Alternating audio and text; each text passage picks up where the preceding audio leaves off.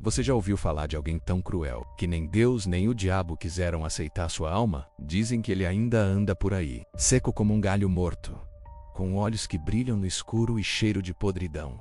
Seu corpo não apodreceu. Voltou. Essa é a história do corpo seco, o espírito, maldito que nem a morte conseguiu levar. Muitos afirmam que foi um homem perverso em vida. Espancava a própria mãe, ofendia os vizinhos e ria do sofrimento alheio. Quando Moru, a terra o rejeitou, o caixão foi cuspido do túmulo e os vermes se afastaram. Seu corpo secou e sua alma condenada ficou presa entre o mundo dos vivos e dos mortos. Hoje ele vaga por florestas sombrias e estradas desertas. Quem cruzar seu caminho pode ouvir o estalo de galhos. Ou seriam seus ossos secos arrastando-se pela mata? Dizem que ele toca as pessoas e suga sua energia, deixando-as fracas, vazias, apodrecendo por dentro. Se um dia sentir o cheiro de terra podre no ar, ou notar um vulto seco encostado numa árvore, reze ou corra, porque o corpo seco não tem piedade. E agora, você vai conhecer toda a lenda. Prepare-se, porque esta história não é para os fracos de coração.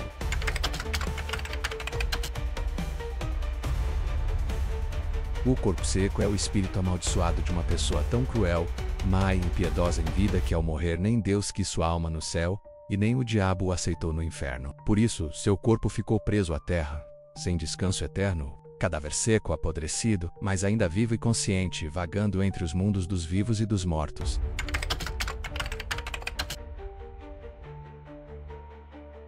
A lenda do corpo seco tem raízes antigas, misturando crenças católicas, indígenas e africanas, e é contada principalmente em regiões do interior do Brasil, especialmente em Minas Gerais, Goiás, São Paulo e Paraná. Ela aparece como uma forma de advertência moral, um castigo divino para quem comete maldades extremas.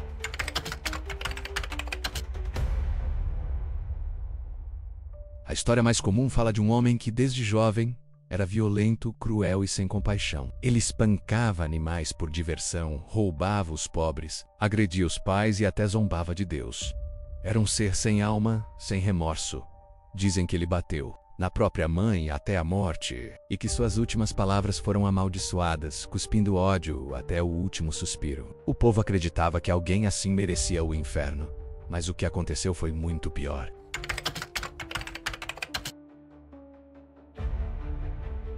Ao morrer, seu corpo começou a apodrecer, mas não se decompunha completamente. Quando tentaram enterrá-lo, a terra o rejeitou. O caixão explodia para fora do túmulo, ou a cova se abria sozinha. Tentaram fogo, água, sal, nada adiantava. Em algumas versões contam que durante o enterro, trovões surgiram, o céu escureceu, e uma voz sobrenatural ecoou dizendo: "Esse corpo não pertence ao céu, nem ao inferno." Foi então que o corpo começou a se secar, encolher e endurecer, como um cadáver mumificado, mas com olhos abertos. Ele voltou à vida, mas não como um ser humano, e sim como um espírito amaldiçoado, condenado a vagar pelas matas, grutas e cemitérios.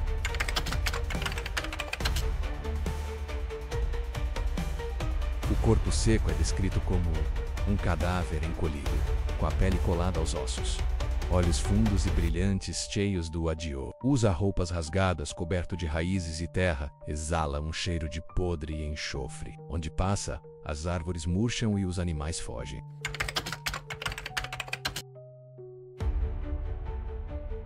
O corpo seco costuma surgir em florestas fechadas, estradas desertas, cemitérios abandonados ou até perto de igrejas mas nunca pode entrar nelas. Seu espírito é condenado a vagar eternamente, atacando viajantes solitários ou possuindo corpos fracos. Alguns dizem que ele sussurra ao ouvido de pessoas, mas incentivando o mal e transforma em filhos do corpo seco, aqueles que seguem o mesmo caminho de crueldade.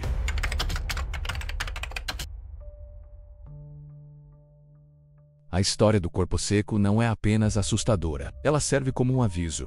O mal praticado em vida não é esquecido. A maldade extrema tem um preço além da morte. Nem sempre a punição vem do inferno. Às vezes, o castigo é viver eternamente como um morto-vivo.